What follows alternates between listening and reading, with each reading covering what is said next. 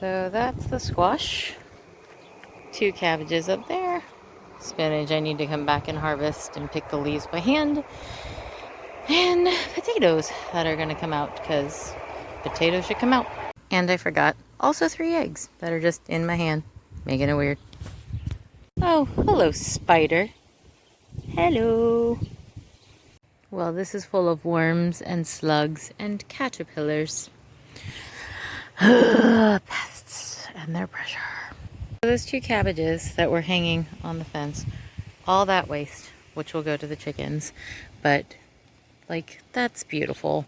And if it didn't have a slug orgy in it, it would be like twice this big. But it did, so this is what's salvageable. I'm going to soak these in salt water because I don't trust that there's not more bugs in it. So we'll see. But I'm going to treat these for tomorrow, and then we're going to throw them on the grill. Cabbages. Sack of potatoes. Squash. Pumpkin. Calendula.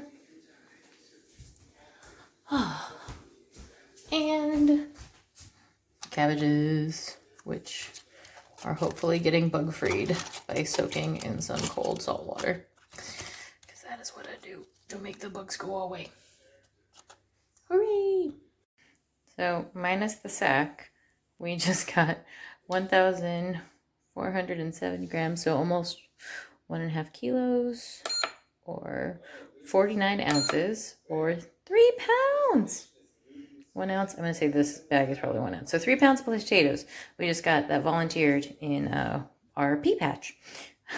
Just came, like, we planted peas, and up from the pea box came a bunch of potatoes from nowhere. So 3 pounds. Woo! They are beautiful and a smaller variety, but that is going to make a great dinner tomorrow night.